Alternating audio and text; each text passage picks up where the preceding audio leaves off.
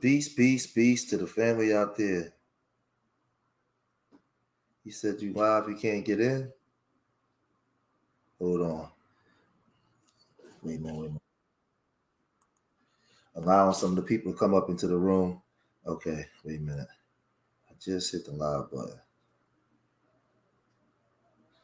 The live button. 2T over. Allow some people to get up in the room. Today we're gonna talk about we're gonna talk about normalizing casual sex and all. It's a big fuss. It's a big fuss right now going on in Houston with hold on a second, let me get my Cash App and stuff up there.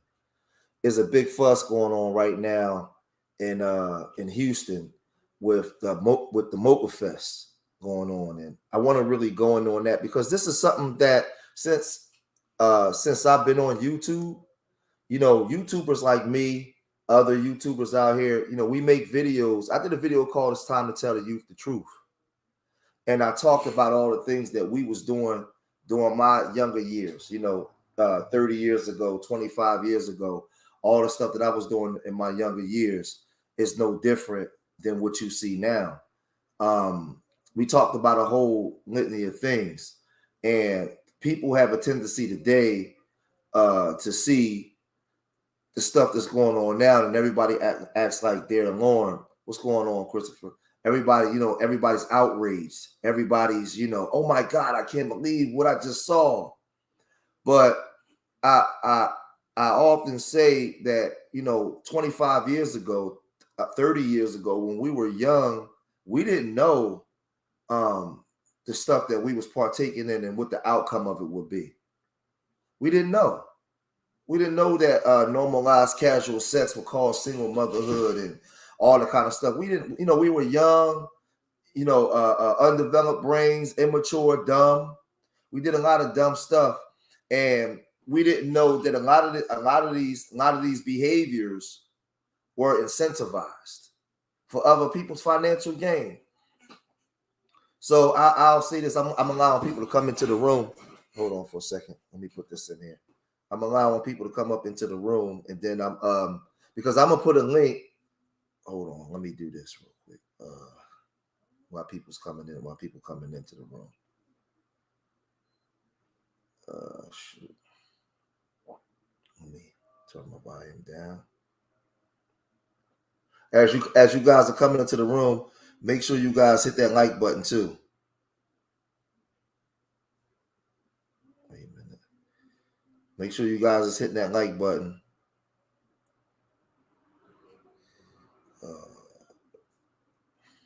Damn, I can't even know. Yeah, hold on 1 second, y'all. Give me 1 second. Let me type this thing in real fast, and then we're gonna get on with the show. Just give some people enough time to come into the room, because we're gonna get it in today.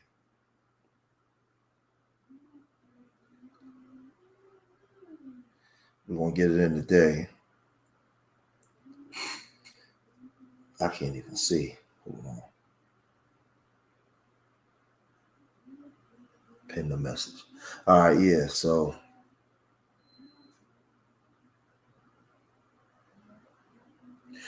all right. So let's get to it.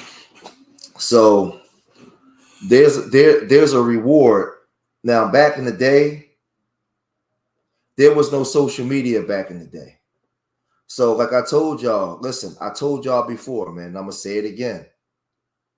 All you young people, 30 and under, come sit down next to Uncle George, man, and let Uncle George tell y'all a story, man. Let me tell y'all a story about 30 years ago, what was going on 30 years ago, right? And there was no social media. If you was in the street life, for the most part, your mama was a hoe and your daddy was a hoe. It just is what it is. It ain't nothing personal. Your mom was doing choo-choo trains and sucking D's and messing with this dude from across town and the dude on the other side of town. It's just the way it was. It was a lot of money on the streets.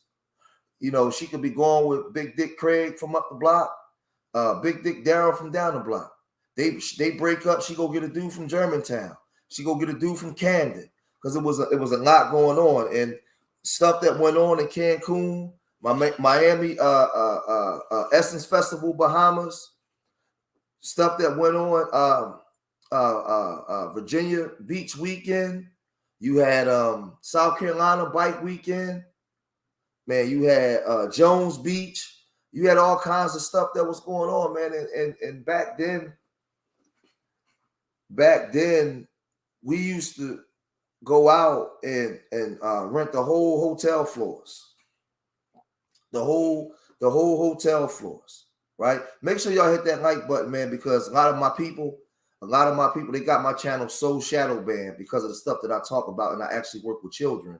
They got my channel so shadow banned that so many of my people don't get my signals. We got 9,000 subscribers over here, but for some reason, and when I put up videos, I might get 1,000 views or something like that, but I don't even get 50 people in the room because they're not allowing my signals to go out. So you guys got to hit the like button so it can get out. It can get out, and people can, people can get this wisdom. People can get this information, because I want to do an exercise today on how things get passed down generations. And I think that our generation, we can criticize, but we can't be too hypocritical to the point that we lose the young generation. Because, like I said, we used to rent out whole floors, whole hotel room floors. And it'd be, listen, tricking was at an all-time high. We had a saying, I ain't praying, I'm paying. And what girls would go out of town. Girls would go out of town back then just to trick. They would come back with all kinds of money. They would go out of town. The trick we use the term to have sex with dudes for money. That was just what it was. Yeah, that's just what it was. But one thing about me, like, I've been teaching this stuff, and Christopher I've been teaching this stuff for years. I'm not going to be a hypocrite. I'm gonna tell the truth and shame the devil. So, we was tricking at an all-time high, man. When you went out of town to Miami or Cancun or Jamaica, Cancun was where it was at though back then. 2000, 1998, stuff like that. Cancun was where it was at, because when you went to Cancun, man, you can get with girls from Alabama, Mississippi, California, Texas. It was girls coming in from everywhere, from all over the country. And you was exposed to, like, coming from Philadelphia, you was exposed to them country girls. And when you lived in Philadelphia, one of the blackest cities in America, and I'm leading all this up to the conversation where I'm going. Coming from up north, when you 23, 24 years old, and you able to travel the country, and you go to Cancun or you go down to Miami, and you from up north, and you see them country girls, you see a girl from Alabama back in the day, a girl from Mississippi. You talking about thick? I'm talking about full body, just unbelievable. Dark skin, light skin, from the South. It's a whole, and being up north, we had our dances and we had our culture and style from New York, Jersey, Philly, Baltimore, DC. But when you went down past South Carolina and you got to Georgia, you got to Florida, and you seen that their culture, the way that they danced, you seen these women and they dancing, and it's just like, oh my God, it's stuff that you didn't see up north. Like, we had our own style up north, but country people, New Orleans, the way that New Orleans bounce, that Miami bounce, that was something different, bro. So just imagine, right? Just imagine you up north, you take a trip to Cancun, and when you get there, you got a whole section of Miami and New Orleans in the South, and they over there coochie popping and bouncing, and you like, man, I ain't never see the girls do this in Philly.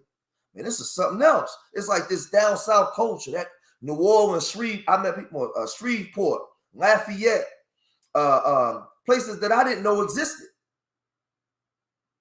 right? And I'm showing you how you get pulled in So now back then, you got Luke, and Luke is going ham, right? Shake something, move something, pop that coochie, and all that doo-doo brown and all that stuff is going on, right? And after Luke, you have like Lil Kim and them. So during that time, I want y'all to understand that there was no social media yet. There was no social media. So all of the stuff, matter of fact, let me do this too for y'all real quick. Let me get this real quick because I can't one video that I want to show, I'm not going to be able to show. So I'm gonna put it, I'm gonna put the link inside my let me get the link real quick.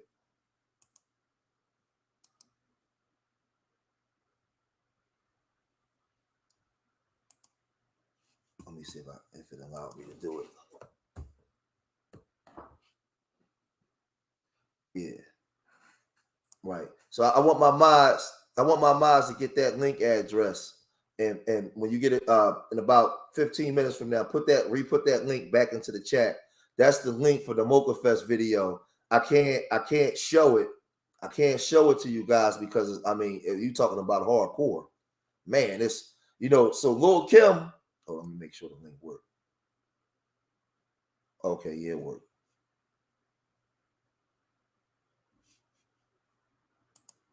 So Lil Kim brought out an album called Hardcore. And back in the day, right? And I'm leading this out before I share my screen.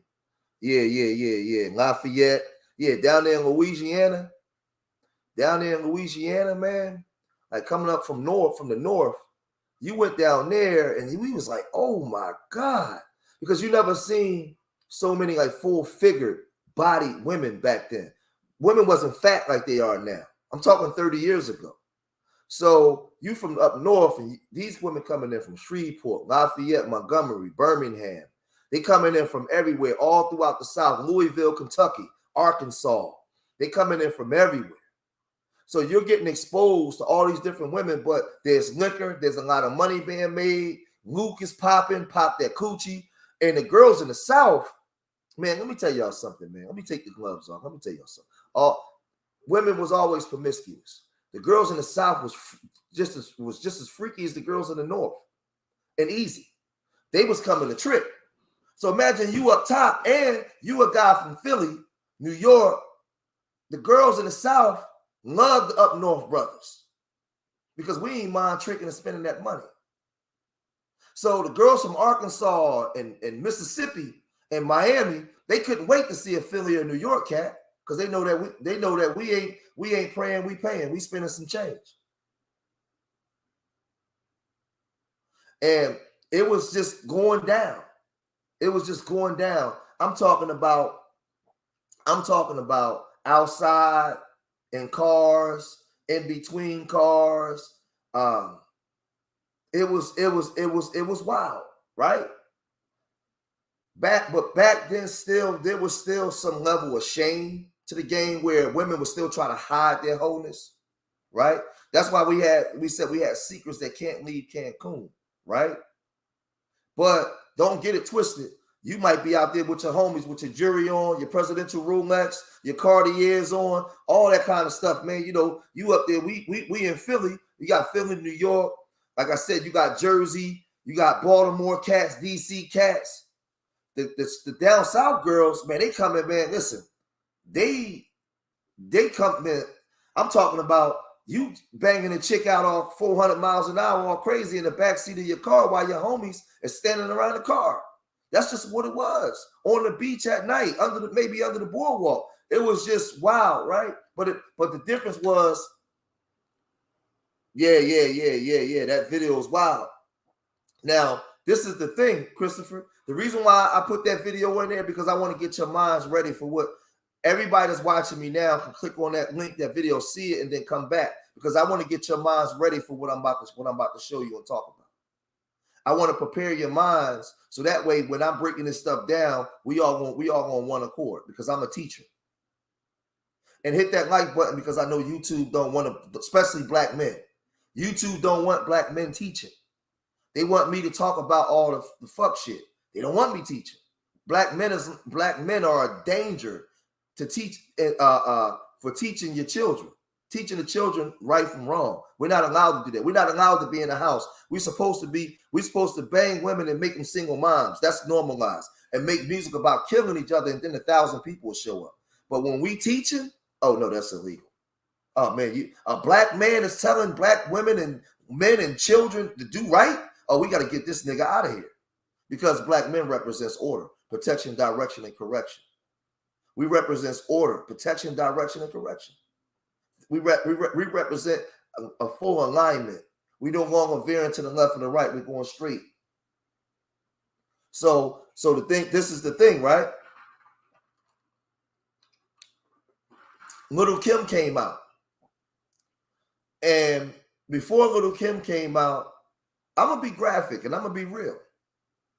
You had girls that was giving head, swallowing, and all that kind of stuff. But a black girl will more likely give you some coochie before she give you some head. She might have thought that was nasty. And I'm going to tell you right now, you damn sure wasn't getting her booty hole. Not back in the day.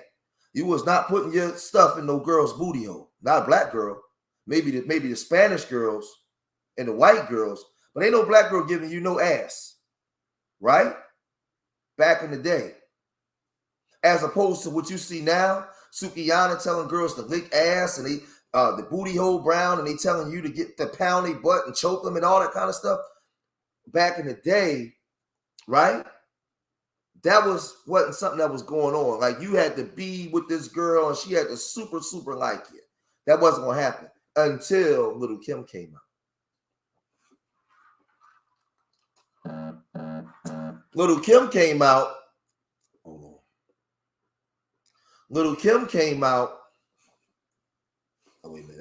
That was information, man.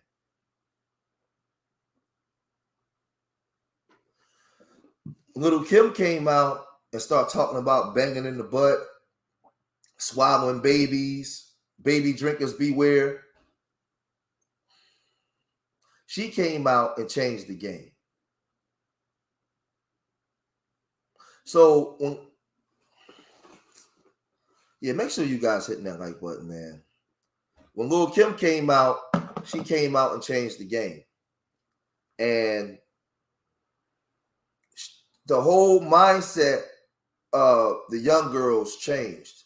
It just went hardcore. And that was the name of her album. The name of her album was called Hardcore. And we noticed back then, now girls is just, when it's time to go out of town, girls is doing it in the butt. Girls is getting splashed in the face. They doing all what you guys see in that video. They started to do that.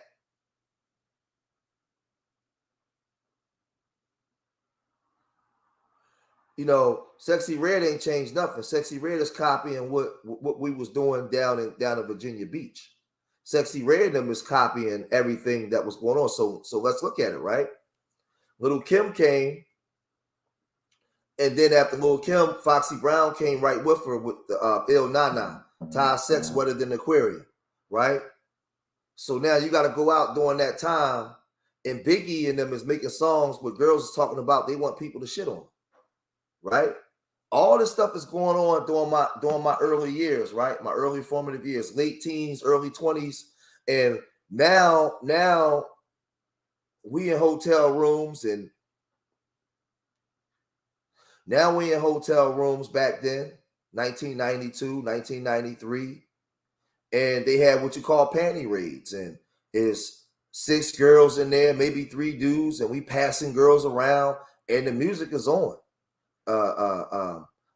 Luke is on and all that kind of stuff. And you come down to 1996, 97 is even wilder. Little Kim is wilding out, and Little Kim got the girls now. Little Kim, see, when Luke was out, Me So Horny and all that kind of stuff, that was the generation right before me. And they was wild because that was the crack era. And you talking about money was flowing and the women was hoeing. I'm gonna say it again. Money was flowing and the women was hoeing. Woo! And I was a young buck on the sideline watching, waiting for my turn. It's kind of like WWF wrestling back in the day when you holding your arm out, waxed off, and you waiting to get tagged in, Doug. You waiting to get tagged in. And when all the OGs went to jail, it was our turn, and we inherited those $40,000 a day corners. So now they went to jail, and all the bad chicks they was banging, all the red bones and chocolate chicks with fat asses that everybody wanted to fuck, they was a little older than us, but now we inherited the blocks. So now we fucking them girls and all the young girls and everybody else. And a lot of us got turned out by the older girls that was dealing with the JBM and the 80s cats. Because we inherited the blocks. We started getting the money, but we was dealing with the older women. We get turned out by them, right? And we take that culture all through the Freaknik, Greek Picnic, Jones Beach, and now it's wild. Now Little Kim come out, and the young girls are even more emboldened. So if you like 48, 47, 48, the 50, going into your 50s, I'm telling you right now, all you young people 30 and under, come listen to Uncle George. I'm going to give you the game. I'm going to tell you what you see now started back then. It started back then, right? It was normalized casual sex.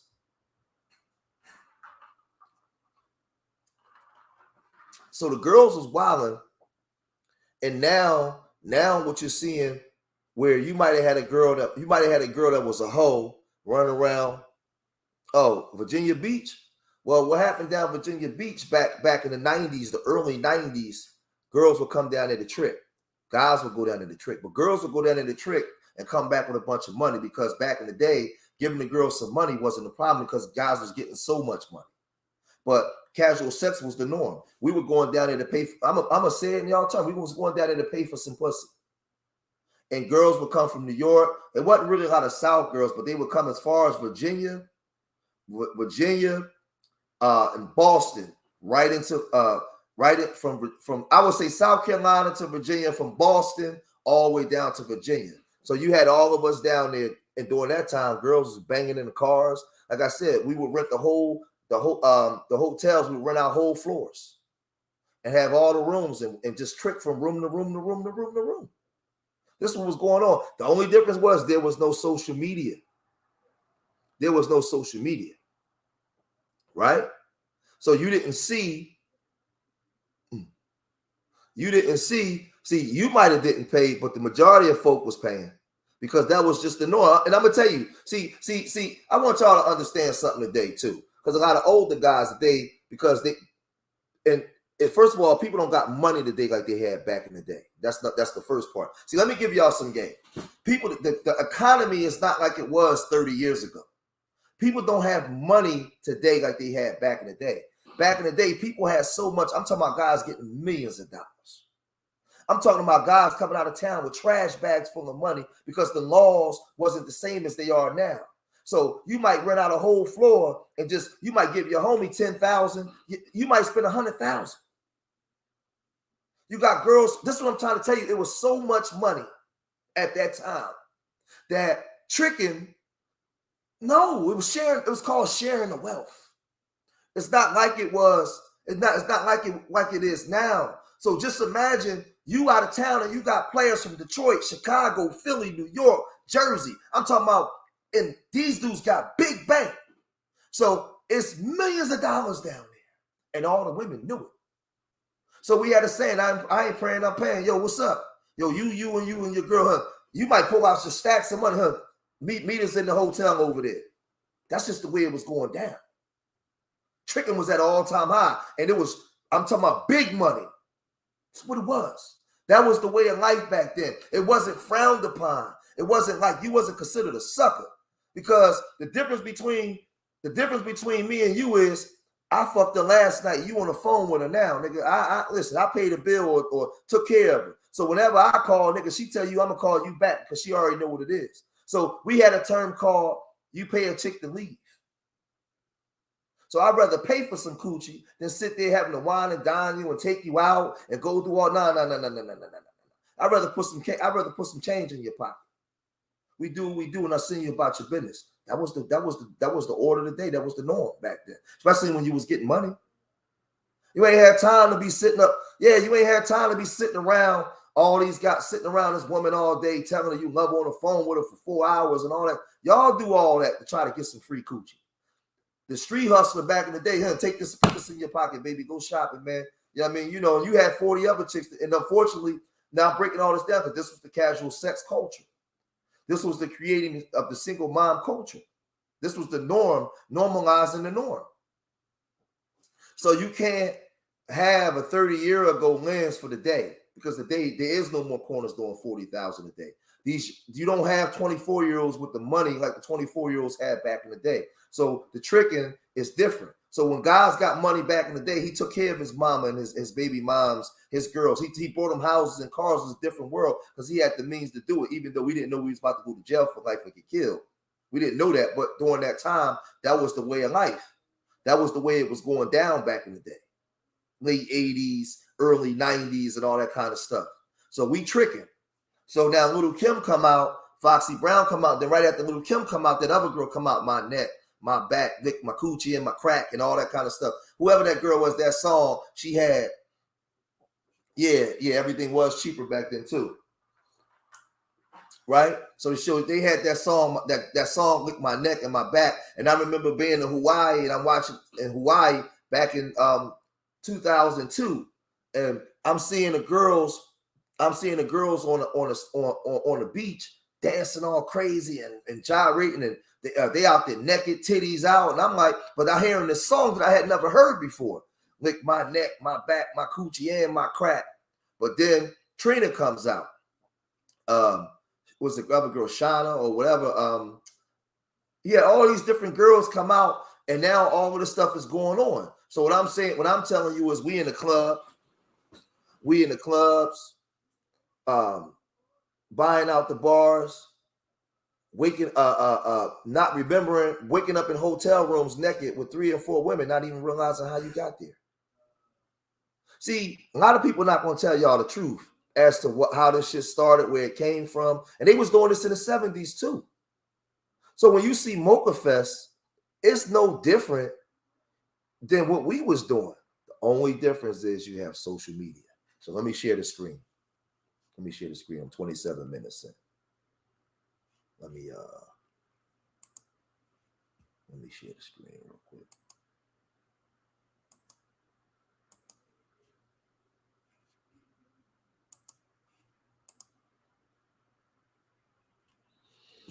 Matter of fact, let me do this first. Let me go over.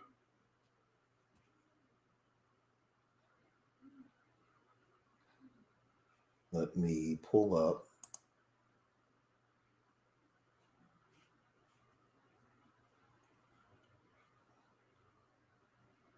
Hey, which one was it? I almost forgot. Hold on for a second, y'all.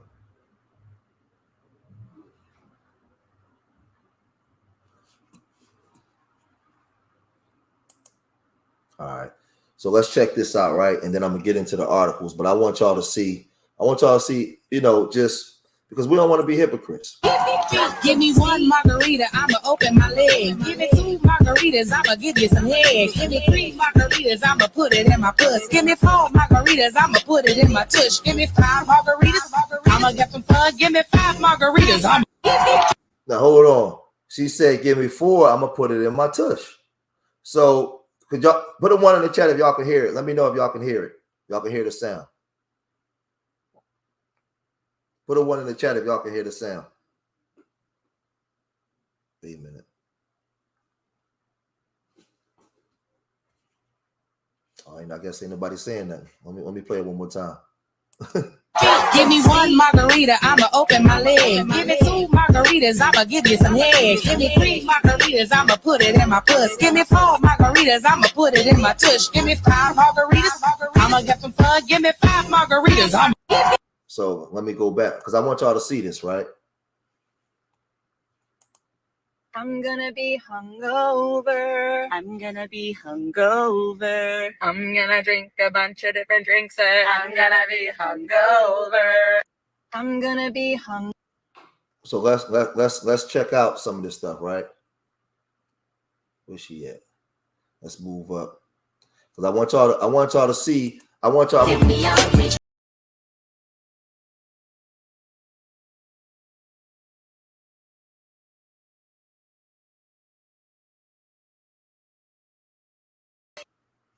So let's move up. So one will ask, well, why you hold on.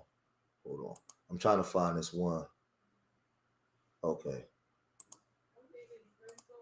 Mochafest in Houston was it. Bitch made me taking that fucking kid. And I fucking choked on. She pulled that motherfucker so she couldn't pull that hoe no more. She said, "You remember that that book?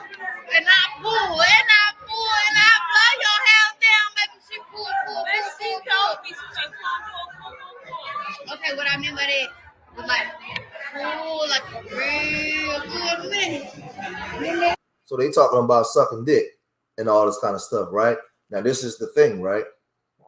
I wanted to show y'all that, and I want to move now. I want to move over, right? I want to move over to here because I want to give y'all illustration of what it is that I'm talking about, right? And this demonstration that I'm going to do.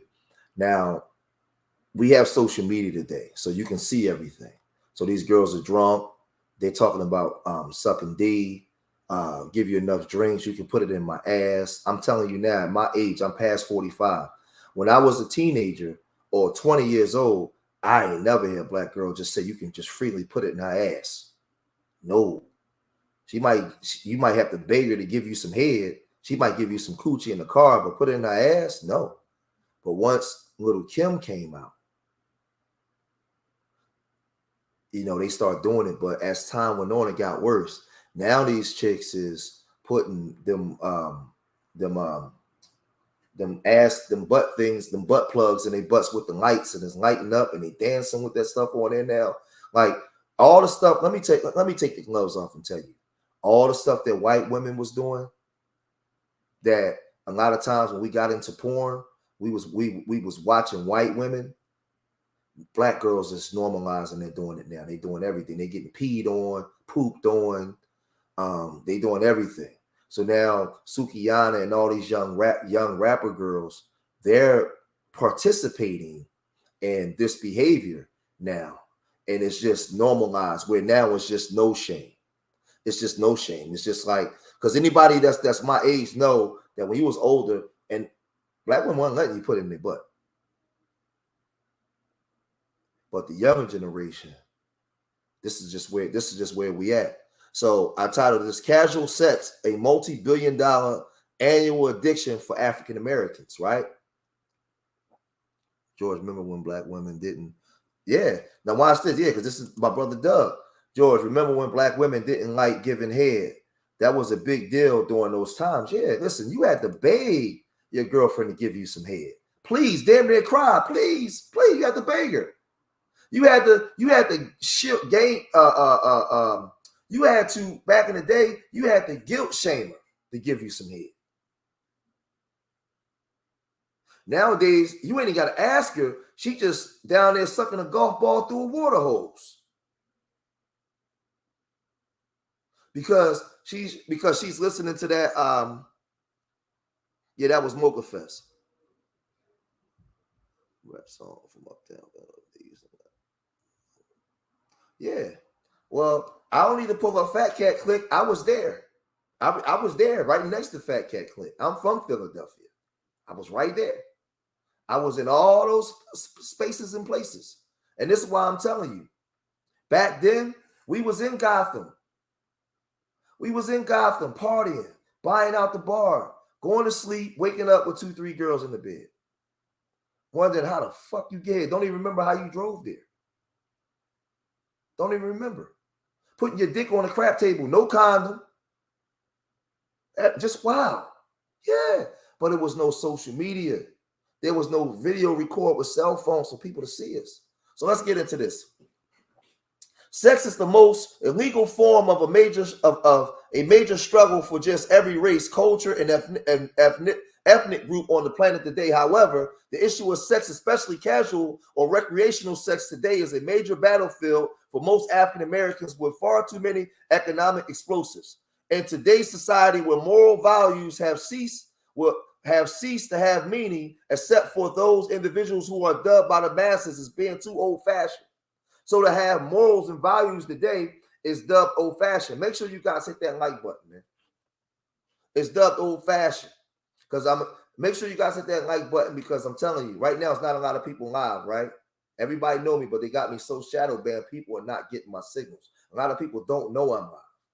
This is just the shit YouTube does, right? Because we're going to show our screen, we're going to teach the economic ramifications of what's going on here, right?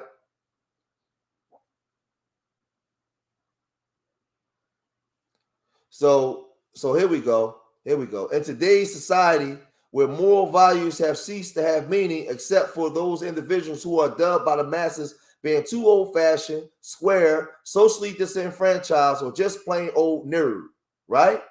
I will have to write an entire book to address the many issues of sexual addiction in its most illegal forms. We cannot deny the fact that people in other cultures all over the world are struggling a great deal with self-control as it pertains to sex in its illegal form. But now I want to strongly address the issues of casual or recreational sex and the hot pursuit thereof as it pertains to African Americans, as well as the economical repercussions that affects our Black culture a great deal. Sexual addiction in its most illegal forms are on the rise, and many people today, namely African Americans, are totally unaware of the devastating consequences. Just the overall time, money, and energy we spend pursuing casual sex, whether to boost our ego or for materialistic favors or for lustful gratifications, or because more and more people today strongly believe that marriage is overrated and completely outdated. It's totally overwhelming. And now watch this. I'm going to read this last part and I'm going to show y'all a video real quick. Or because more people today strongly believe that marriage is overrated or completely outdated. You think I'm wrong? Watch this. Watch this. Listen to what this, and this is the sad part, right? This is a effing beautiful Black woman. Nice rack sitting up, skin look good, but just dumb in the head. Listen to this, man. I am a nurse by trade. I am also a certified relationship coach specializing in non-traditional relationships. I'm also a writer and author. My latest book is Fuck Monogamy, Sexual Freedom is the New Normal. I am also a motivational speaker. I like to encourage people to break away from normative views on sex and relationships, leading them to sexual freedom. Now, I just got tired of having unrealistic expectations that seemed impossible for one man to achieve. I prefer to deal with multiple partners in different ways. I enjoy the variety, but in monogamy, you don't get to experience that. And I really believe that most people realize that it's abnormal, but they are just too afraid to try something new. I got tired of being afraid. I got tired of having relationships that other people said that I should have. My name is Sahar Taylor. I am a nurse by trade. I am also. Now, let me unpack that, because this is a lie. And the devil is very cunning and conniving. And he runs tricks. I'm going to let y'all listen to it one more time, and I'm going to unpack this one more time. So, a certified relationship coach specializing in non-traditional relationships. I'm also a writer and author. My latest book is Fuck Monogamy, Sexual Freedom is the New Normal. I am also a motivational speaker. I like to encourage people to break away from normative views on sex and relationships, leading them to sexual freedom. I just got tired of having unrealistic expectations that seemed impossible for one man to achieve. I prefer to deal with multiple partners in different ways. I enjoy the variety, but in monogamy, you don't get to experience that. And I really believe that most people realize that it's abnormal, but they are just too afraid to try something new. Now, let me unpack that. Let me get in my bishop mode for a minute. Matter of fact, hold on. Let me get in my bishop mode. Let me get my bishop banner going down at the bottom. Let me get my bishop ticket, because she just triggered me, right? Now this is the problem, right? And you guys have to learn to use discernment and learn how to listen. Now look at this woman, right? We're gonna be honest, we're men. When we see her, automatically you get triggered, like, oh my God, God damn. I mean, you know, but I said the devil comes in all different kinds of disguises, right? And the reason why we try to be monogamy and try to get us into relationships and build communities and families, because we was already running wild. The thing that we do on our lower self, with the head below the belly button, not the one above the neck, the things that we already do, we already partake in it. And it creates a destructive society, because we running around. See, what she's not going to tell you is she likes to deal with multiple men and all these different things, because let's put it in layman's terms, she just like different dicks. She want to deal with different men because she has that type of spirit, right? But when you have men with their testosterone levels going around, jumping from bed to bed to bed to bed to bed to bed to bed, they drop seeds. They leave seeds in places. And then those men leave, and they're not there to provide sunlight and water, protection, direction, and correction. You have a destructive society, right? So we try to separate ourselves from animals because we're human beings. And we try to create societies where people are protected. They're selected and protected. But if you create the society that she's talking about, and undeveloped minds of people, then you're gonna have you're gonna have what you have today, just pure debauchery, because people are acting out in their lower nature, and men are not capable of acting out in the nature of what she's speaking about. This is why God gave man woman, and woman is your purpose. She gives birth to your purpose, and y'all walking that together. But if you just allow men to freely just roam the jungle, all men just roam the jungle, you're going to get what you get now. And this is why we so disgruntled. This is why we're speaking out against it. Matter of fact, I got 37 people in here. I'm going to show y'all something.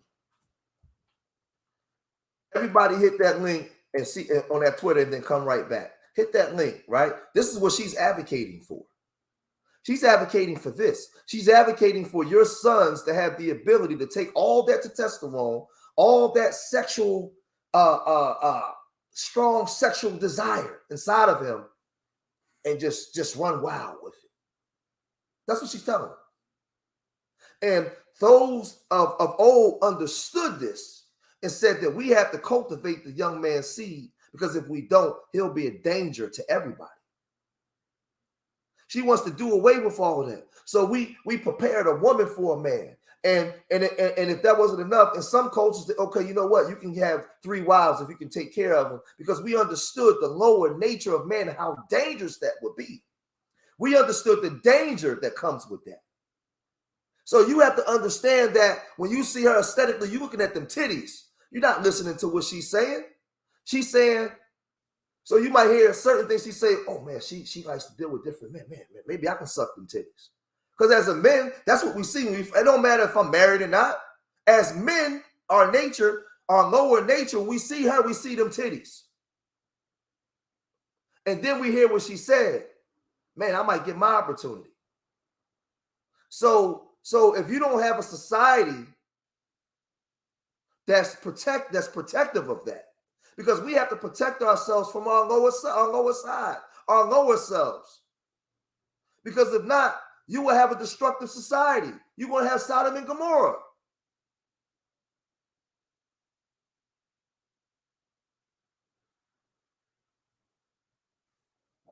Look.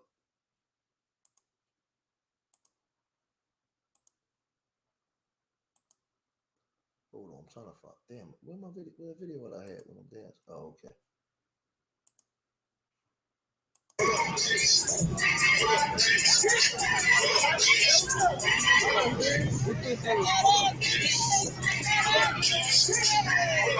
had to get out there. So now we can do all this. You got all these guys running around. You got a pocket full of money. You got girls willing to frisbee the coochie away to everybody, right? They just want frisbee the coochie away. So now you get pregnant, and now you got disgruntled women online. See, because look, I'm gonna show you all. I'm gonna show all y'all, right? I'm gonna show y'all this, and then I'm gonna show y'all the flip side, right? So you see all this. All right, you good. I just want to film the scene. That's all. Right? Let's move over here, right? Hold on. Let me go over here. Because y'all gotta know when you being played, man. When people is playing you. Hold on.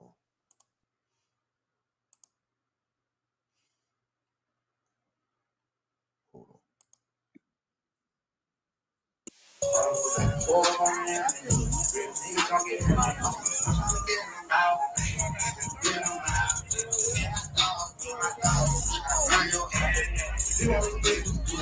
Wait a minute.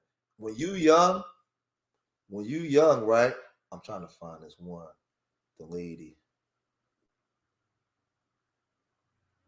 Hold on, I'm gonna come back to here first, and then I'm gonna go over to the other videos, right?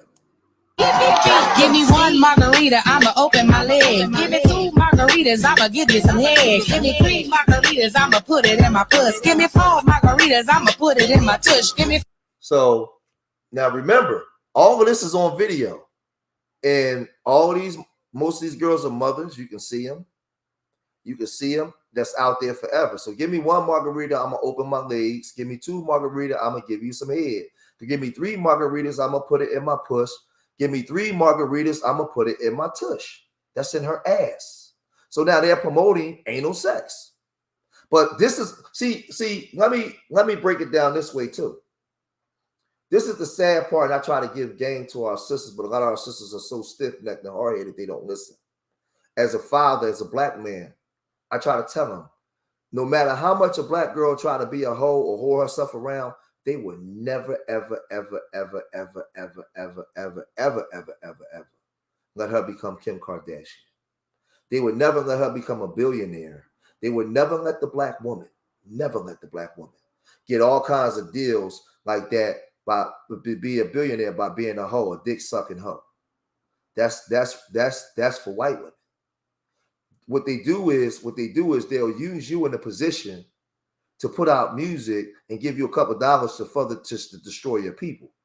But the Kim Kardashians and all them, to be able to build a lifestyle like they did, because all that stuff is reserved for them. Because I'm gonna tell you something, that's not our culture. That's not who we was. And everybody knows that, but this younger generation of black people, we was the moral standard at one time. We wasn't the ones getting peed on, our women getting peed on and shitted on and assholes pounded out like that in public. Now, whatever you did with your man, if you let your man put it in your ass behind closed doors, but just normalizing getting fucked in the ass, no, white women was doing that. A black man, they called him a pimp, but Hugh Hefner could come out with all kinds of women doing all kinds of stuff in the sex house, and he was lauded for it. So I'm trying to tell y'all the trick and what they doing to us, man. D, thanks for the $10 cash app and support. Yeah, make sure you guys hit that cash app, man. Because like I said, they're not gonna monetize this kind of stuff, man, with us breaking this stuff down, man. We really giving this information. So give me one margarita, I'm gonna open my legs. Now remember, I can go back to little Kim Hardcore, and little Kim Hardcore, she was talking wild stuff. See, I can pull all that stuff up and show you where it comes from. Matter of fact, you know what? Matter of fact, this is what I'm gonna do. This is what I'm gonna do for y'all. Watch this. Watch this. Because they're not gonna monetize this one anyway. So watch this.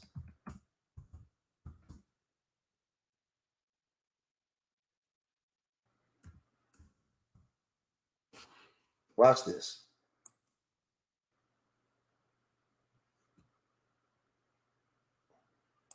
I want y'all to listen to this. Now, this is the thing. I got 45 people in here, right? And I want y'all to listen to. I'm gonna play about 2 minutes of this song, right? And this is why y'all gotta support the channel, man, and donate. Hit that cash app because we ain't gonna get monetized. See, I can't, and telling y'all the truth, I can't get monetized and tell you the truth because they don't pay black people, especially black men, to tell his community the truth. The community that I'm responsible for as a black man, there's no money in that. There's no money in that. But watch this. I'm gonna show you what your mothers see when you hear this song, her doing this. Listen, look. When you hear her doing this, right? I'm gonna show you where it comes from. Hold on.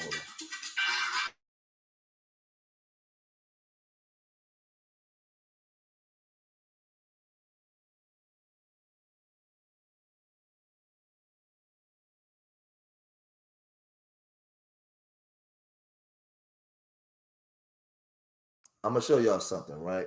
Do illustration. Give me one margarita, I'ma open my leg. Give me two margaritas, I'ma give you some head. Give me three margaritas, I'ma put it in my puss. Give me four margaritas, I'ma put it in my tush. Give me five margaritas. Now hold on. I'ma get some fun. Now watch this, right? Now let's go over. Yeah, right. So when you see the young girls today, this is what their mothers was doing. And I got to be able to tell the truth. And if people are for the black community, whether you're a black man or a black woman, you have to be in support of what I'm talking about. Because if you want to get out in front of this, we got to call it what it is. So when you hear these girls say, give me one margarita, and you hear them rapping like that, all those Sexy Red, Lotto, Sukihana, most of them weren't even born yet. If they was like 1 year old when that album came out. They was babies. And this is what I'm talking about. They was babies. Oh, that album was super hardcore. Let me see. Hold on. Matter of fact, that album was super hardcore. Super hardcore. Watch this. Hold on. It was super hardcore. I'm gonna get to this. Hold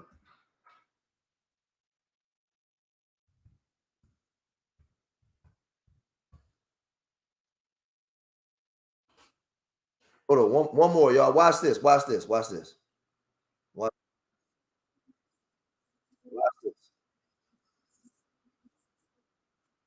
See, in there, she was talking about baby drinkers and all that kind of shit. Now, like I said, if you go during that time, you was hard pressed to find a girl to suck your dick, let alone swallow. But Little Kim was normalizing that. Little Kim was the queen of that. She was the mom. She was bringing that in, and this is what I'm trying to tell y'all guys. So it started back then. So I want to. So when you get there, right, you get here. This is that type of culture. It produces this, right? Now listen to this dude, right? Listen to this dude. They want to sit around and talk about these black men ain't nothing. These black men ain't that. But they ain't shit. Because in the last 30 years to 35 years, black men ain't even been in the house to raise them. So how y'all gonna talk about these young black boys ain't nothing when you sorry bitches who won't raise them the last 30 years? So if they ain't shit, you the motherfucker won't raise them where they ain't shit. So how you gonna talk about a man? You hold the one throwed us out for welfare to get an apartment free or to get benefits. Instead of y'all want to sit at home and listen at the black man work with a black man with partnership. The shit ain't over. Y'all making it over. So hold on, listen. But these hoes don't want us in the house. They want to kick us out because they want to go trick with this nigga and that nigga and then put us down talking about we don't love our kids and all that. I love my kid, and one of these hoes say I don't love my kid. Go down one of my 3 baby mama and ask me if I'm a dick. Any one of my 3 baby mamas and ask them if I'm a dick. Now I'm gonna tell you something, right? This is what I'm talking about, right? So when you hear this lady talk, when you hear this lady over here talking, running her mouth, let's move over here. When you hear this lady talking, I got tired of being afraid. I got tired of having relationships that other people said that I should have. My name is Sahar Taylor. I am a nurse by trade. I am also a certified relationship. you got to be careful with ladies like this because it breeds the contempt for each other that you see in the community today. Right? You got to be careful about her. Right? She's going to lure you in with the look. Right?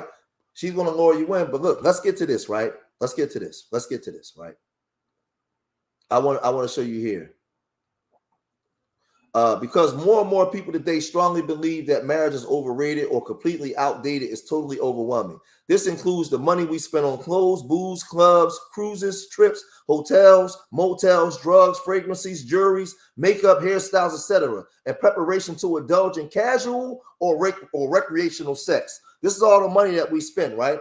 I recently conducted a survey of my own and discovered that in 2012 alone, we African Americans spent about $2 billion on hotels and motels, $22 billion on clothes and shoes, $6 billion on hair and nails, and roughly $2.3 billion on alcohol, $32 billion in total. And unfortunately, this spending survey was focused on a very small time window, which started around Friday at 3 p.m. until Sunday around 5, during which during which time period casual sex is at its highest peak.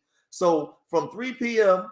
From Friday at 3 p.m. until Sunday around 5, casual sex is at its highest peak, right? Mm-hmm.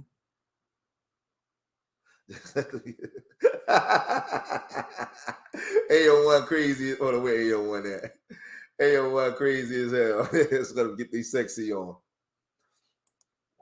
Right? So look, right? So and brothers like to see, I'm gonna tell you something because if you watch AM1's channel, AM1 is always talking about getting our economics together, getting our stuff together straight, getting our priorities set and straight, right? That's something that brother AM1 is always talking about on his channel. So when I'm showing you the economic ramifications that happens when we indulge in these type of behaviors. Remember, this survey does not include the rest of the week. And to my surprise, in such a small time frame this weekend, the men and women I surveyed managed to spend $32.3 billion. Just imagine the economical impact $32.3 billion will have on our homes and communities if we were to invest that kind of money towards education alone for our young people, as well as for our seniors who cannot read or write. Just imagine how many jobs we would be able to create for our own people within our communities if we was able to invest $32 billion back into Black businesses, right? Not only are there harmful economic consequences for casual sex and or recreational sex, the game of lying, sneaking, denying, playing, laying, delaying, STDs, whores of unwanted Black children usually become the norm for most of these males and females involved. And this is where your gender wars come in. Because inside of that, we have of this casual recreational sex that we normalize, right? We have lying, sneaking, denying, playing, lying, delaying, STDs, and hordes of unwanted Black children. Uh-oh. Did I just say that? Hordes of unwanted Black children. Because you just wanted to have recreational and casual sex. Make sure you guys hit that like button. Make sure you guys supporting the Cash App. Hey, my minds, put my Urban Nerds a website also in there. Right? Sex is the world's biggest business. And many of us are being manipulated sexually by our everyday surroundings, especially by mainstream media, the promiscuous music and movie industries, along with other very persuasive, lustful human beings. I know this will be hard for some of us to swallow, but I strongly believe that total abstinence from premarital, casual, or recreational sex, including masturbation, will definitely help us to gain a great deal of self-control over that thing between our legs, and more importantly, the most precious possession we'll ever own, which is our mortal bodies. It will also allow us to better prioritize and control the Black dollar. See, this is the part that they're not telling you, the flip side of indulging in casual sex. It creates the gender war. It creates us being combative to each other.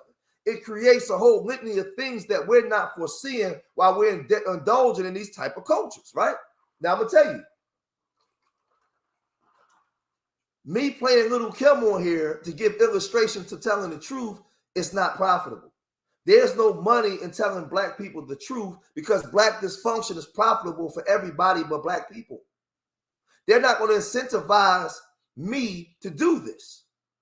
So this video, because I played the Little Kim stuff, some of the videos I played, they're not going to monetize this. So because there's no monetization in this truth, yeah, you know what it is, AO1? I ain't even worried about the situation being far. I gotta do what Christ did. I gotta speak to those that got an ear to hear and let them listen. Those that's going to indulge, let them do it. But if I can speak to 10 and I can get 2 to listen, then I did my job. I did my job. That's all I care about, because I know that the masses ain't gonna wake up. I don't care about them.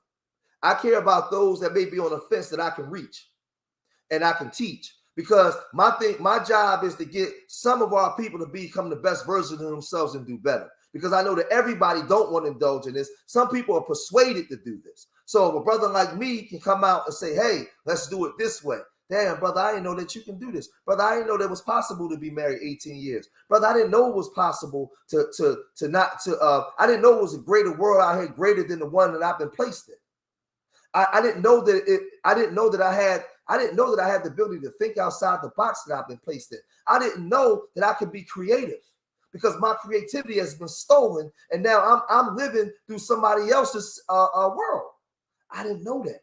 I didn't know that I didn't know that I can actually wake up every day and don't be angry or blaming black men for everything or blaming black women for everything. I didn't know that I could actually live a life where I could just live on my own terms. I never understood that until I heard maybe a brother George or AM1 come and tell me. So that's why I do it, because what I know that most of the sheep are going to be led to the slaughter. But it's some, all they just need to hear is a good word. All they need to hear is just some good information, man. That's all they need. And that's when I come into play. So for me, I call it doing God's work. That's all. So let's get back to it, right? As a race, we have been turned out by modern day society and made to be lustful sex machines, very eager to perform on every cue with just about any and everybody. That's what you see. That's what you see Sukiyana doing.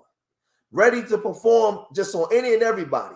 It should frighten us that our children today are sexually way ahead of where we were at their ages. I strongly urge us all to spend more quality time to study with and teach our young people some of the basic morals or principles of human sexuality that we ourselves neglected for so long. Right?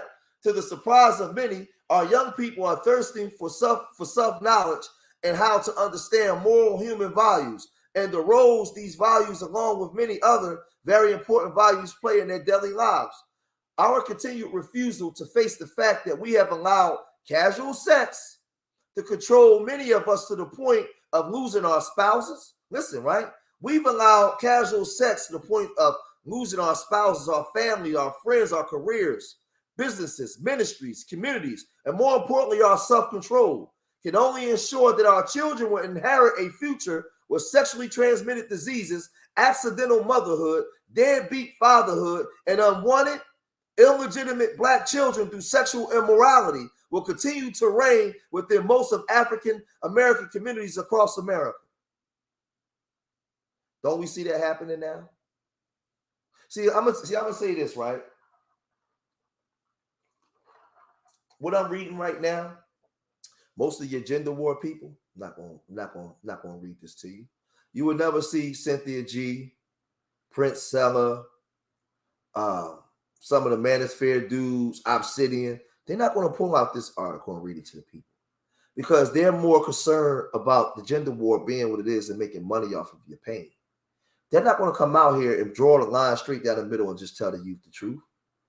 See, some of y'all are so far going, like AM1 said, I don't care. I'm speaking to the ones whose ears are open that may want to hear.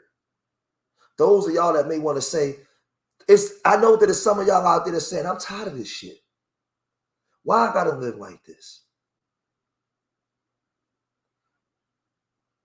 I'm tired of it, right? Look,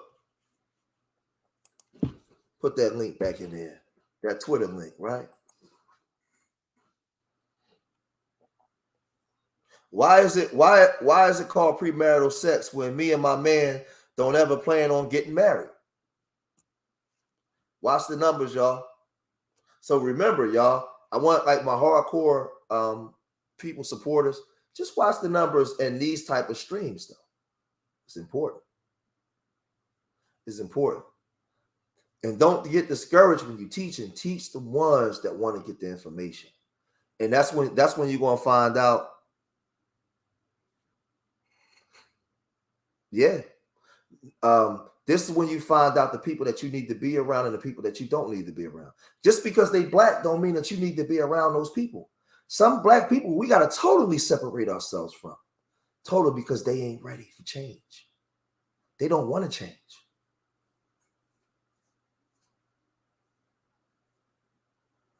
So how were the above economic statistics gathered? Again, the numbers above were gathered from a survey that myself and a few other colleagues. Oh yeah, hold on. I'm gonna go down here. Go down further. All right, here we go.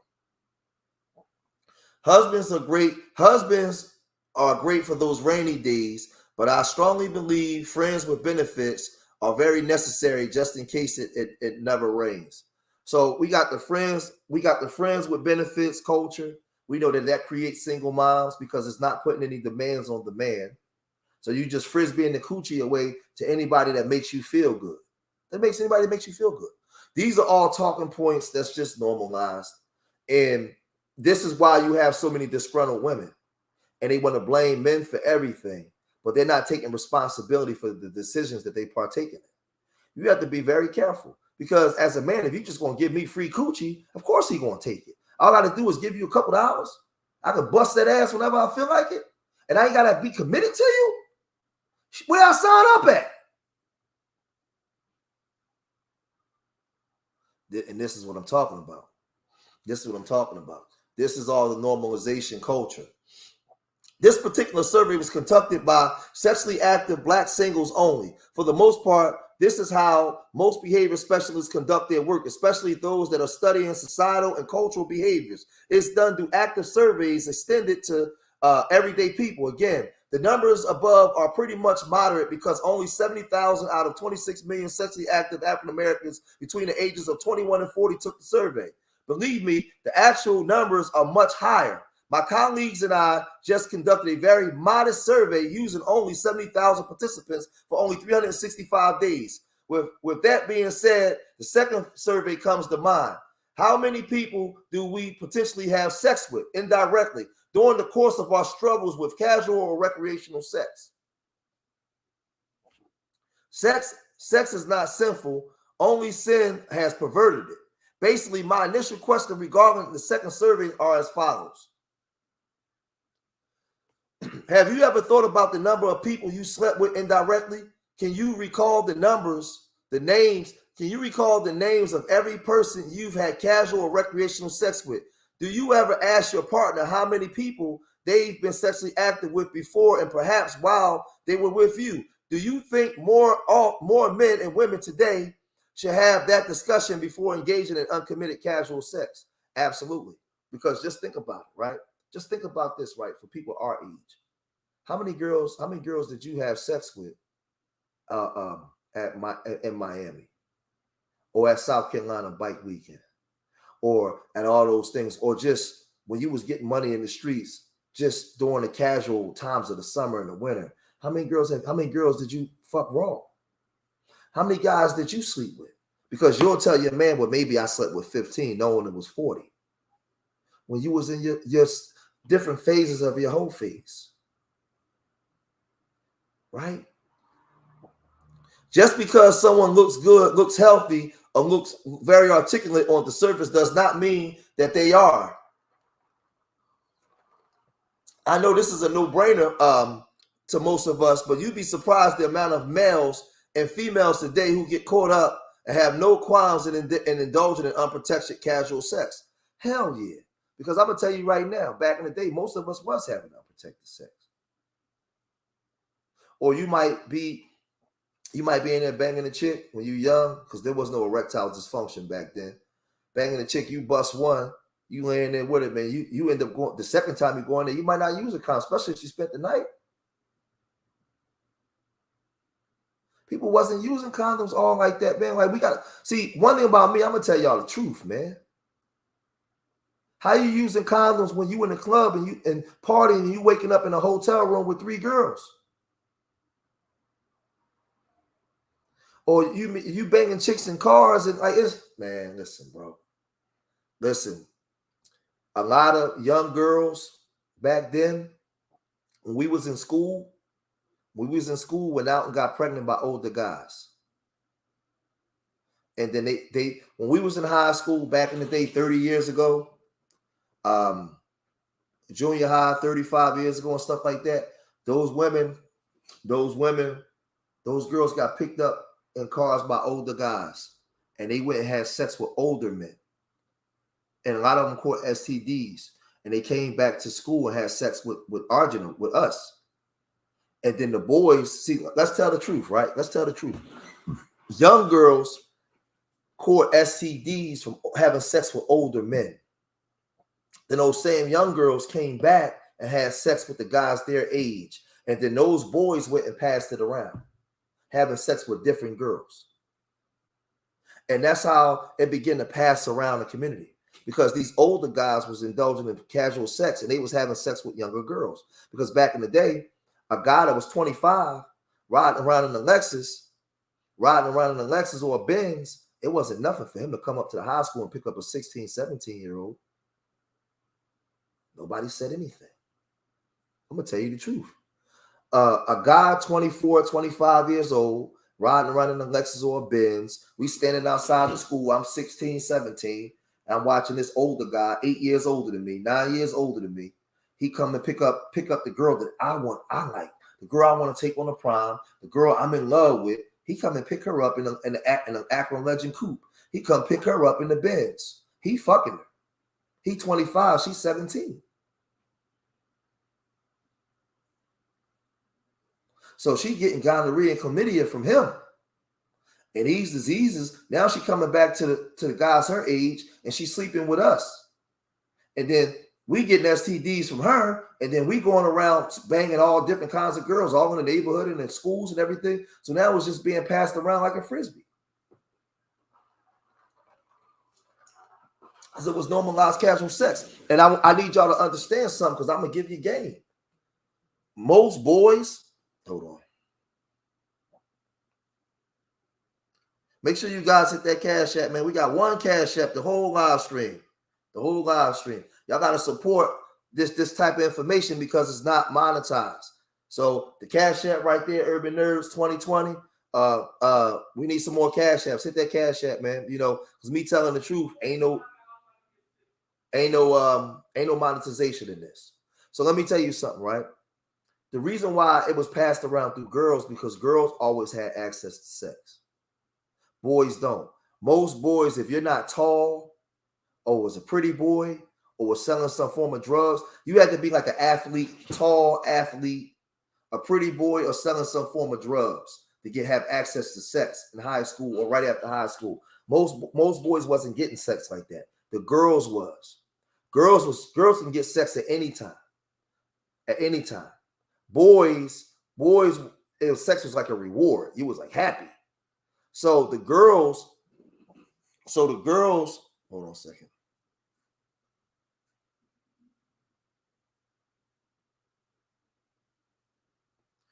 Yeah, Carl Scott, thanks for the $1 Cash App. Yeah, y'all gotta support this stuff, man. Because it's hard. Because I'm gonna say this: the reason why you don't get a lot of YouTubers doing this type of information for our people, because there's no money in it. The YouTube don't monetize it, and then the people don't support it.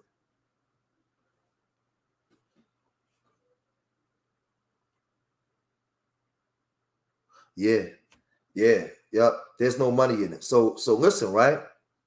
So when we were young, we was watching the young girls, because a lot of us didn't have access to sex back then. Like, you might have had the tall homie, the pretty boy, the athlete. He was banging the girls, but 95% of the young boys wasn't getting no sex. He was watching the girls he want to have sex with go have sex with older guys. And then you might have gotten looked up and got a little coochie here and there. And you might have got burnt, and then you wouldn't pass it around. 21:42.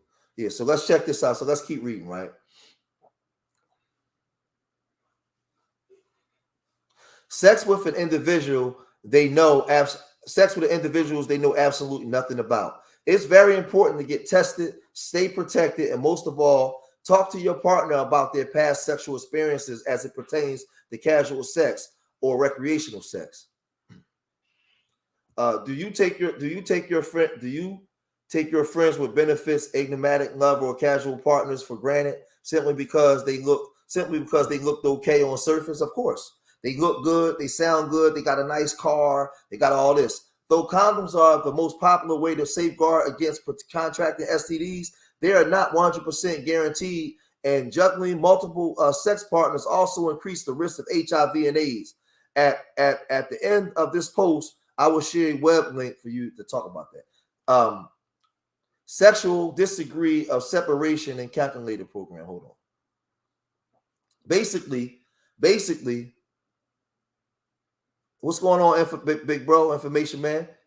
Thanks for the $5 super chat. Basically, this program will allow you to see how many people you slept with based on your sexual partner's history. Hold on for a second. Hold on for 1 second.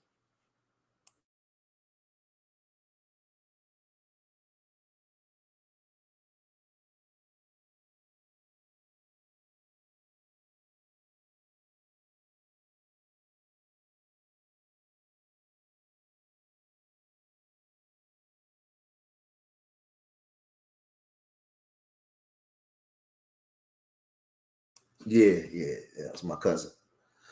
All right, so it says basically this program will allow you to see how many people you slept with based on your partner's sexual history. The numbers are calculated by how old you are, where and the age, how old you were, and the age of your casual sex partners during the time you had sex with each of them. Once all the numbers are crunched together, the program spits out a figure that is sure to surprise most people and hopefully put practicing safe sex into proper perspective. While the sex calculator is merely an estimation of your number of indirect sex partners, it does highlight how exposed you can be to STDs and HIV and AIDS. Now, just think about this, right? When you see these videos, when you see these type of videos online, right? Hold on.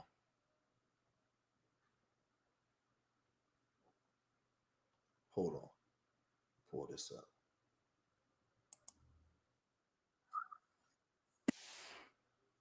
When you see these fuck.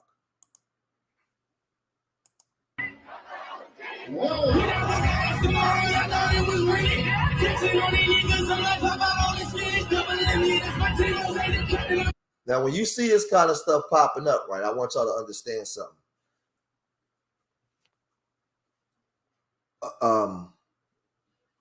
When you see this kind of stuff, we act like AIDS don't exist no more. It still do. HIV exists, man, and it's heavy in the Black community. Yes, it exists. When we normalizing this, hold on for a second, because I like to put illustration on here because it's important, man. Hold on.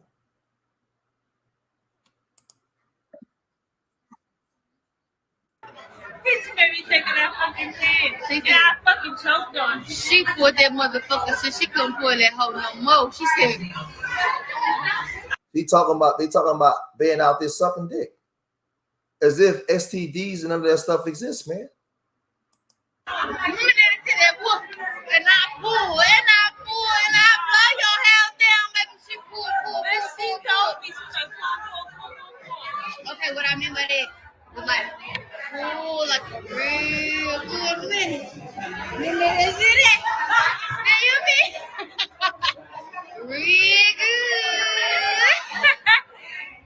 And see, when you young and having fun, and you wilding out, it all sound good, right? It all sound good till you go to the doctor and they tell you got herpes. It all sound good till you go to the doctor and they tell you got HIV. You go to the doctor and they telling you you got something that you can't get rid of. You know, and see, this is the thing, right? I want people to understand something. Let me put this up here. When people say you can't do nothing for this part of Black America, this is the thing. That might be your stance on it, but I disagree. There's a lot, and I'm gonna tell you why I disagree with that statement. A lot of us come from this part of Black America. We just hypocrites today. The thing is, I teach and give a message to the people because I know that everybody that's indulging in this behavior does. Some of people are just lost. They just need to be taught. It was once I was lost. It was once I was a part of the problem. It was once I was indulging in all this stuff, right? So when you see this right here, right? You see that link that I put in there? You see that link I put in there? And they out there just sucking D out to everybody. Yeah. Lab rat people. Yeah. Well, see, I get into that AM1, but that's just a whole never situation. You know what I mean? You know, they out there sucking D right there and all that kind of stuff. A lot of us now watch this. Now, people will see the girl in that video. Let me see something real quick. Yeah, matter of fact, let me do this for a minute. How can I let me stop sharing for a minute? Let me show y'all this, right? Let me break something down for y'all.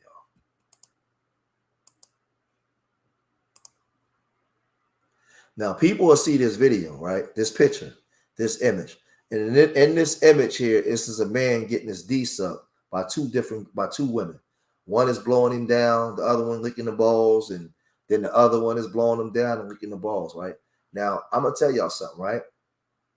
Everybody watches the video and see the girls and they'll be mad at the girls. But what about the guy? He's partaking in this behavior too. He's outside in the public. You got the lady right here. She's looking over. Everybody's just getting his dick sucked in front of everybody just partying. Over here, over there, they're eating coochie on the other side.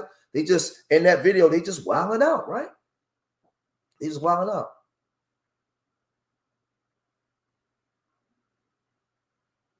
You know what I mean? They just wilding out. Yeah, I got that, but I don't want to get on that topic, Aaron. I want to keep it on this topic first because I like to separate them to bring them all together.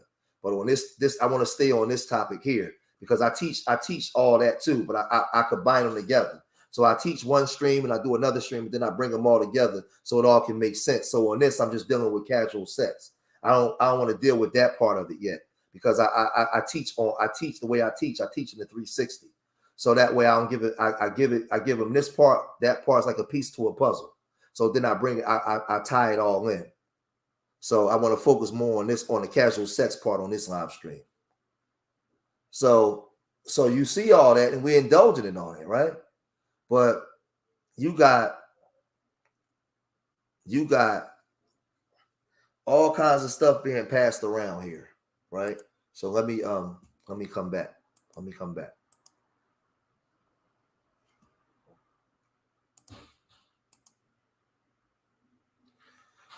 So let's come back.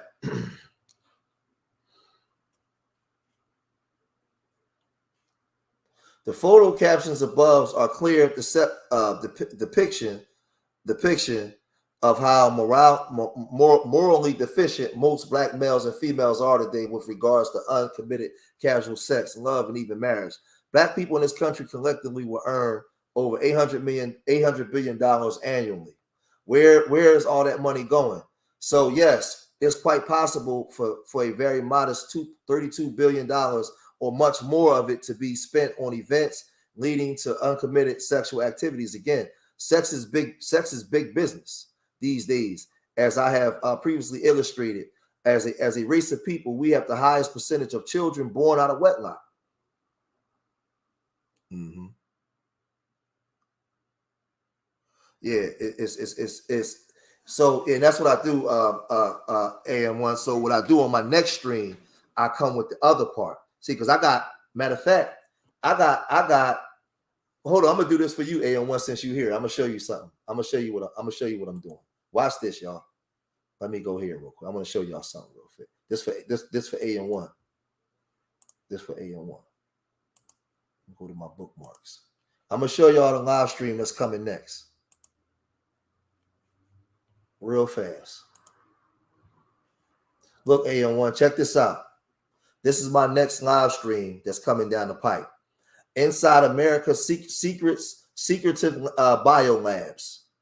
The vials of bioterror bacteria have gone missing. Lab mice infected with deadly viruses have escaped.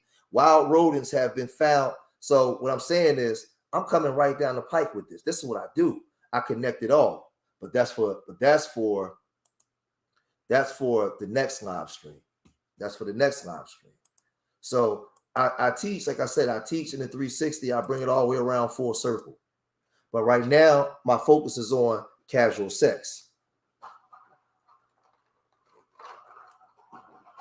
So our community have the highest children born out of wedlock. So I guess we can all conclude that our sexual activities, sexually active singles are very busy these days. but in ways that come in very several cultural issues, health issues, life-threatening consequences, and unfortunately, multi-billion-dollar price tag. So I'm gonna put this article.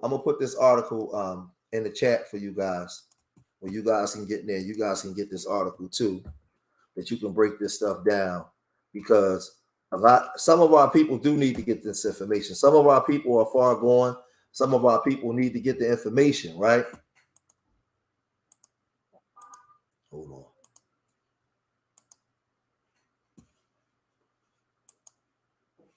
And a lot of hot pockets. In the hood. Houston, y'all nasty. I heard about what happened at Mochafest. It sounds like Mochafest told Freaknik to hold my beer. I heard it was a lot of hot link sandwiches being eaten and a lot of hot pockets being eaten. And I'm sure a lot of y'all is at the emergency clinic today. Y'all just nasty. That y'all nasty. That was nasty. So this is the thing. Hold on. I'm trying to find. I want to find this other one real quick, right?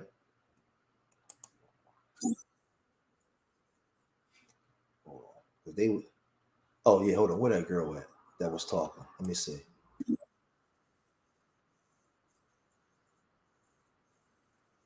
This my best friend just sent me this, sent me to look up something or whatnot on Twitter. You know, when you look up things on Twitter, you're gonna see some shit. So, Mocha Fest. Why? Why does it always have to be black people? Why does it always have to be our black women and our black men embarrassing ourselves like this?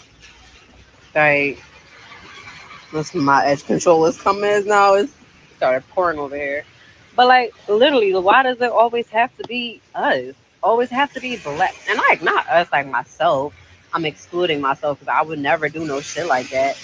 But why do it always have to be us? Every time there's some type of fest that's going on or some type of something, like we just always over sexualize. Like we over sexualize ourselves so much and so bad that we cannot control ourselves when we're in such high function settings. Like I feel like it's really fucking disappointing. Like it's really disappointing. It's really disappointing. It's really bad. We got to do better. Got to do better. Because what we're doing right now is not better. It's not good. It's not like it's not. We got to change a lot of things about our community as a whole. Like y'all see why people don't respect us now, don't treat us with any type of respect or decency. We can't even hold ourselves to certain standards. Like y'all really out here just sucking on each other's like that's disgusting. I would never go to no type of pool party, house party, nothing like that, and be sucking and licking on, touching on anybody I don't know. I just met that day, like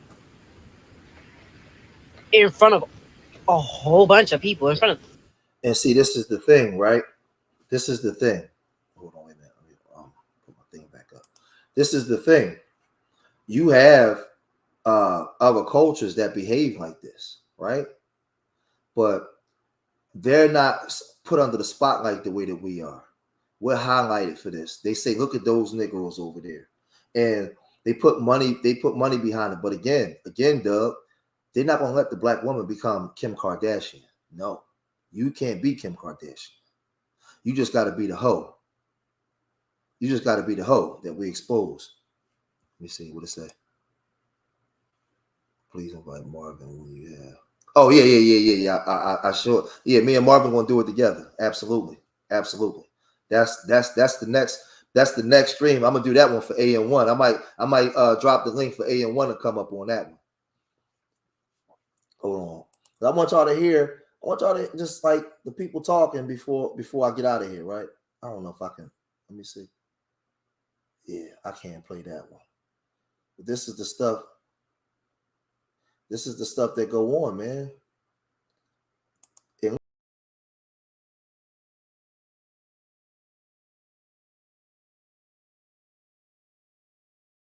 all women is beautiful, bro. Black women, man, God, Jesus Christ, man. Like, but when you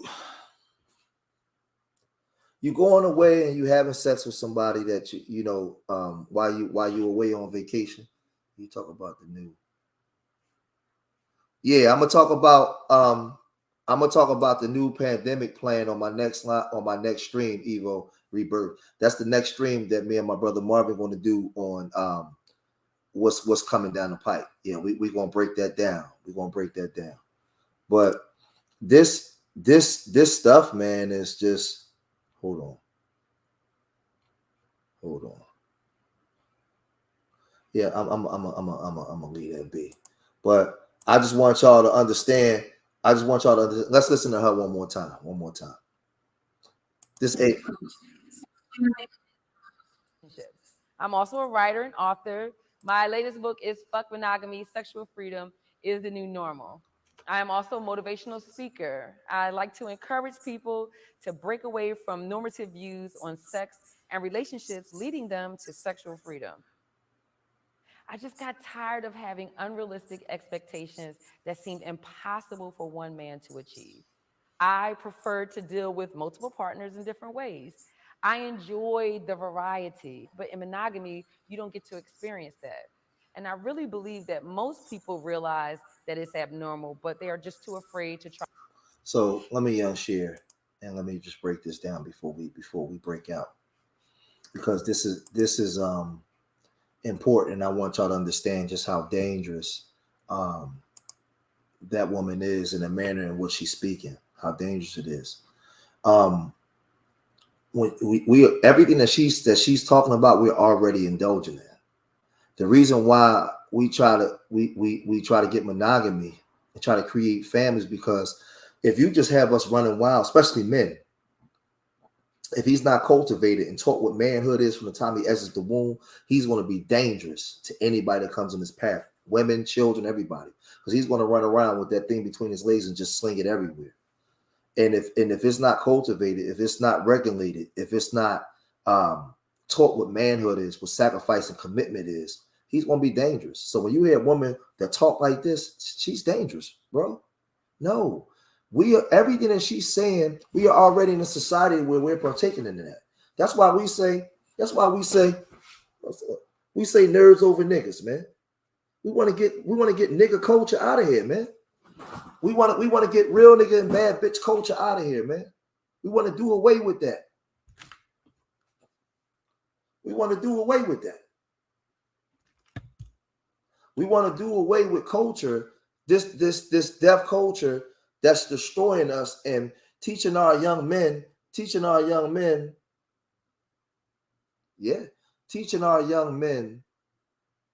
that this is normal, because we don't understand how dangerous young men are to a community when you don't raise him in the consciousness of understanding what sacrifice, commitment is, his progeny. We don't get it. So when you hear her speaking and saying that this is hold on. Let's go back to her words. Because I want y'all to hear her words. When you hear this info, her words, people see she can't say that with me sitting up there. Hold on.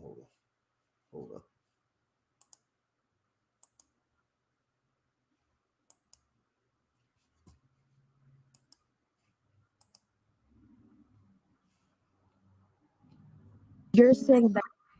My name is Sahar Taylor. I am a nurse by trade. I am also a certified relationship coach specializing in non-traditional relationships.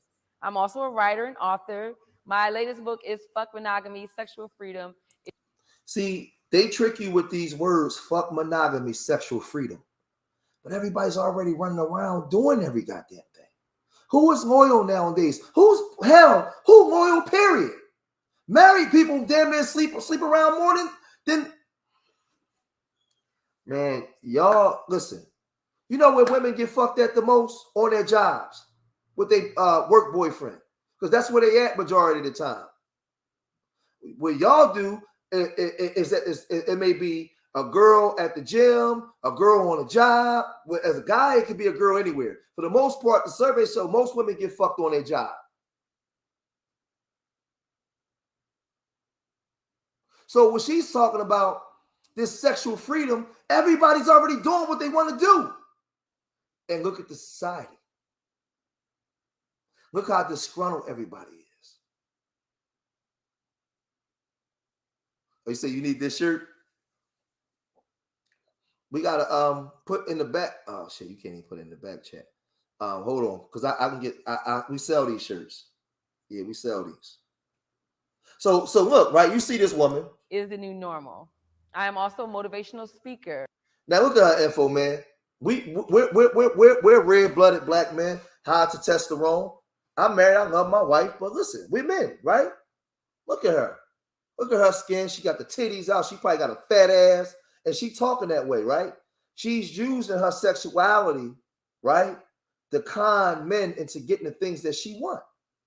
Because she knows that most men are sex starved, and they'll go along with this shit. I'm not buying this shit that she talking about. You crazy. Because you ain't fooling me. Everything you talking about, we already partaking in. Hold on, let me see. Let me see something. You're saying that you wouldn't be with a single mother that's a millionaire? It wouldn't be my first option, no. My name is Sahar Taylor. So let me share. I got like 10 more minutes. We are already indulging in that kind of behavior that's destroying the community.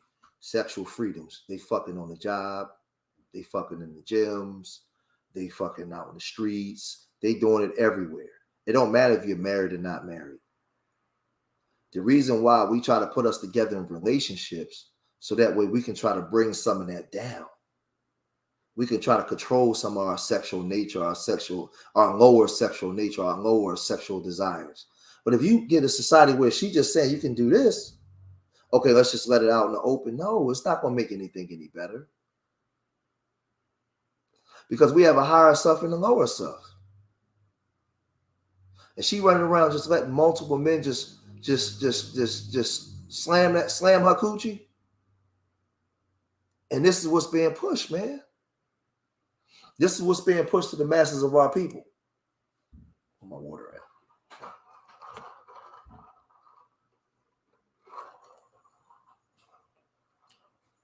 And everybody now thinks that this culture is okay. And I've been telling y'all, death to the real nigga. Death to the bad bitch. We're not talking about killing nobody. We're talking about killing that real nigga and bad bitch consciousness in your mind. That's destroying you. That's destroying you. That's creating the gender war. That's creating black men and black men and women can't get along, can't see eye to eye, can't work together. But we come together to have sex. But outside of that, we can't stand each other. We don't like each other. So this is what we speak out against. We say death to the real nigga. Because if you ask the average black man what a real nigga is, what a real nigga is, you know what they're going to say? A real nigga is somebody to take care of their kids, somebody to hold his family down. No, he not. That's not a real nigga. A real nigga is a bum. A nigga is made and manufactured in America. It doesn't belong to you. It was a title that was placed on you. A real nigga is inconsistent. He don't take care of his kids. He's abusive. He's dangerous to his community. That's what a real nigga is. A real man who knows his worth and understands who he is somebody that takes care of his children. We have to use the words that we use. A real nigga is dangerous. A real nigga is dangerous to black men because a real nigga will kill a black man in a heartbeat and won't care nothing about his family that he's responsible for. That's what a real nigga is. A real nigga is a traitor to his people. A real nigga is not somebody that you can count on. That's not a real nigga. That's not a black man that knows his worth and knows who he is and loves his people. So we have to have a separation of what we real nigga and black men. Because real niggas gotta die. Black men gotta live. So before I can even teach you, I gotta kill the nigga in you to get you to even understand the live stream that I did today. I gotta kill the bad bitch in you just to get you to understand what I'm teaching here today. Just to get you to pick up what I'm putting down. I can't even teach you until I kill the bad bitch in you. Because your mind is clouded. Thank you, Dave. I can't even teach you. Hold on a second. I keep telling y'all, right? Oh, okay, yeah. Somebody sent the 10. Make sure you guys support Urban Nerds. Make sure if you guys can, make sure you guys support the channel. Hit that Cash App. It don't matter what you hit it with, but support the channel. We got some stuff coming up in the fall with our foundation. So the Cash App, the Urban Nerds Cash App is right there. My moms can also put the links to the website in there where you can donate through PayPal. Matter of fact, let me do this. Hold on for a second. Let me do this. About a couple more minutes. I gotta actually go get to an event today. I'm still sitting here talking with you guys. I'm supposed to be at an event right now. I'm gonna get there late, but I'll get there. That's the link to our website. You can donate. You guys can donate to our foundation through PayPal or Venmo. Through PayPal or Venmo also. And you can also donate right here in our Cash App that you can see right here, right up under me. But because I want you guys to really understand that there is no money in teaching Black people, especially if you're a Black man. Let me tell you something. I want all my women, all my mothers to understand something. All my daughters, all my women, my aunties, my female cousins. I want y'all to understand something. And there's no slight to y'all. I want y'all to listen. Listen with your spirit, not just your ears, your spirit, not your conditioned mind. They do not want Black men teaching because of what we represent to what men represent to any community. But when you have Black men going into a community of dysfunction and we start to teach and we don't want nothing from you, we just love you enough to tell you the truth, we're dangerous. They don't incentivize Black men to teach. There's no money in Black men teaching. So this is why when you come across YouTube, you don't see too many Black men in these Black spaces teaching the way that I do or other people do, because you don't get paid for it. You get monetized by indulging in the gender war. You get monetized by being a real nigga. I'm allergic to real niggas. I used to be a real nigga until I woke up and heard God's voice. And God gave me my commandments and my marching orders. Christ gave me my marching orders and told me what I had to go do. So I changed. So I'm allergic to real nigga culture. I'm not allergic to my people. I'm allergic to real nigga culture. So now you hear me say I'm allergic to real niggas. I'm allergic to that real nigga that's in my brother. So before I can teach him, I got to kill the nigga in him. So my sword is my word. My sword is Romans 12:2. That's my sword. Be not conformed to this world, but be renewed by the transforming of your mind. That's my sword. I got to get the nigga out of him. I got to get the bad bitch out of him. Because when I was a real nigga, I was given grace and mercy by the Most High, and my marching orders was given to me. So because of that, there's no money in this. Do you know anything I do with the children and I put Urban Nerds in the title, we get way less views? When I do, if I'm doing something about gossiping, everybody show up.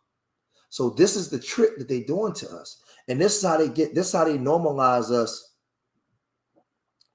Yeah. That's how they normalize us and get us to fall for these tricks that we continue to fall for. And it's easy to get us to partake in these devilish behaviors that all other groups is partaking in, but they demonize us for it because we was always the moral standard. Again, I'm gonna tell y'all, they demonized us for it because we was always the moral standard for what this country was. We was the ultra conservative people. So whenever we partake in the behaviors that they partake in, they put the spotlight and cameras on us. They put the spotlight and cameras on us. We're emulating what we see those people do.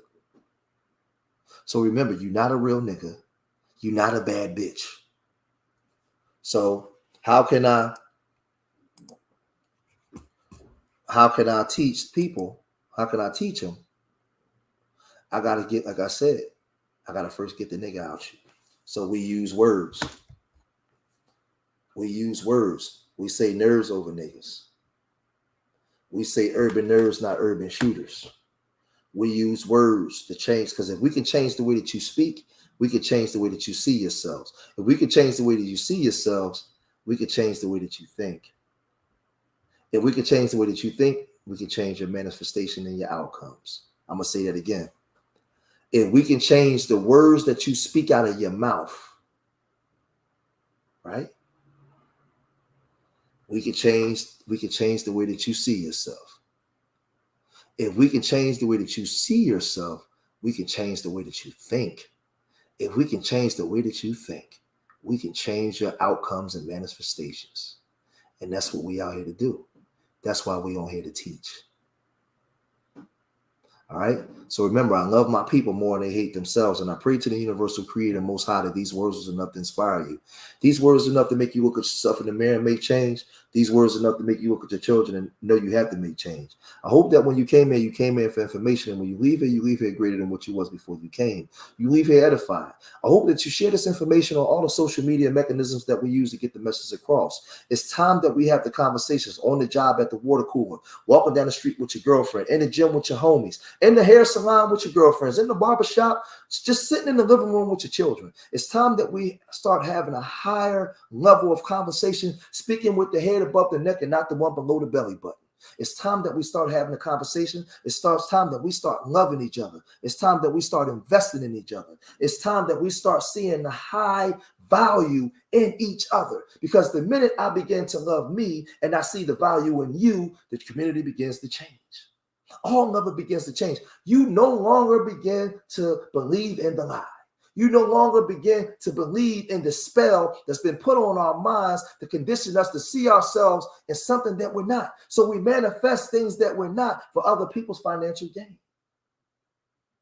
So when you begin to see the value in the love in yourself, you'll begin to see the value in the love in your brother. Because all of us have a ministry, and all of us have a word in us. All of us have a word in us, a prophetic word in us that can be spoken. The Most High put his words in our mouths. And when we begin to elevate ourselves outside of our lower selves, that you begin to be godly. And that godliness will come out and it'll reign supreme. And when you walk, you'll be a light in a dark room. People will see you before you even open your mouth. And demons will flee. Demons will flee.